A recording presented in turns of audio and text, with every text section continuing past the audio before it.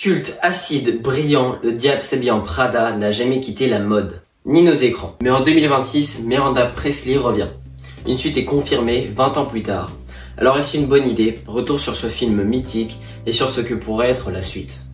J'ai revu Le diable s'habille en Prada, qui est un roman à la base écrit par Lauren Weinberger en 2003 et qui est inspiré de sa vraie expérience chez Vogue US avec Anna Wintour. Ça a donc été un best-seller et Hollywood et le cinéma se ruent dessus pour avoir les adaptations. Très rapidement, ils font en production avec un casting assez difficile. Donc Anna Thaoué qui est loin d'être le premier choix et Meryl Streep qui accepte après la réécriture de son personnage. Donc le film raconte au global le parcours d'Andy Sachs dans le monde cruel de la mode et les relations toxiques avec Miranda, la transformation visuelle et mentale, ainsi que la dualité entre ambition et éthique et des scènes beaux et des scènes cultes et clés avec Le Pull Bleu, Paris ou La Dernière Décision ou encore des phrases cultes comme That's all. That's all. That's all. That's all. That's all. Voilà. Au global, Le diable s'habille en Prada est reposé sur ses costumes, sur son style et son impact. Notamment avec Patricia Field qui est la costumière de génie qui a bossé sur Le diable s'habille en Prada. On a beaucoup de références de haute couture, des vraies pièces de créateurs présentes dans le film. On a des évolutions visuelles pour chaque personnage et une influence sur la mode et la pop culture encore présent aujourd'hui, notamment dans TikTok ou Instagram.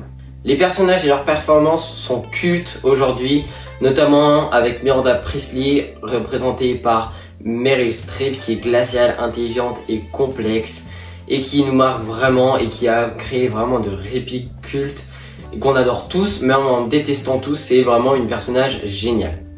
On a également Andy, donc la personnage principale, qui est une transformation ultra crédible, ni caricaturale ou ni angélique, c'est vraiment un personnage très normal et qui change du jour au lendemain, comme un peu nous en fait, et ça critique tout ça en fait. On a également Emily, géniale en sidekick et névrosée, Emily Blunt qui joue dedans et qui est révélée et qui devient très connue suite à ce film. Et on a enfin un personnage plus secondaire, mais Nigel, que personnellement j'adore et qui est le cœur émotionnel on va dire du film, et qui nous fait un petit peu pitié, notamment à la fin, quand il ne reçoit pas ce qu'il pensait avoir par Miranda Priestly. De plus on a les amis d'Andy, donc notamment avec son petit copain Nate, qui l'aime de moins en moins puisqu'elle est de moins en moins présente et elle change beaucoup plus par rapport à ce qu'elle était avant. Notamment ses amis qui se moquent d'elle, qui l'aiment de moins en moins également parce qu'elle change beaucoup trop. Et donc on se demande tous, on a des théories si Nate et ses amis, mais plus généralement Nate, sont les vrais méchants du film. Au global, on a beaucoup de thèmes représentés, notamment le féminisme nuancé, avec le pouvoir du féminin et le sacrifice personnel. Notamment aussi représenté avec l'ambition, la solitude ou aussi la quête de reconnaissance. Miranda Priestly qui est adorée sur les réseaux sociaux, notamment TikTok, et qui a beaucoup d'édits dessus. Et qui est un film encore d'actualité dans les dynamiques pro et personnelles dans nos vies normales et qu'on ressent encore aujourd'hui sur les personnes. Au global, Le diable s'habille en Prada a été un énorme succès pour une comédie. Donc 326 millions au box-office mondial, donc c'est un succès critique et public. On a des nominations aux Oscars, notamment pour Meryl Streep en meilleure actrice et des costumes bien évidemment puisque c'est le cœur du film quoi. On a une suite littéraire qui existe, La Revanche en Prada en 2013, mais Meryl Streep refuse tout de suite de faire une suite pour garder son personnage ancré et ne pas la changer. Cependant, Disney rentre encore dans la course puisque Disney rachète à l'époque la Fox qui détient Le diable s'habille en Prada, donc ils annoncent en 2024 une suite qui arrive officiellement avec Meryl Streep, Emily Blunt et Anna Thaoué qui seront de retour dans ce film. Le tournage vient de commencer et qui tourne partout sur les réseaux sociaux avec beaucoup de vidéos, notamment en ville sur New York, etc. Donc c'est vraiment déjà un succès commercial, donc vraiment je pense que ça va cartonner au box-office. On a une intrigue probable avec Miranda Priestly qui est vieillissante et en perte de pouvoir. La personnage d'Emily Blunt qui devient rédactrice en chef et qui marque donc peut-être une rivalité.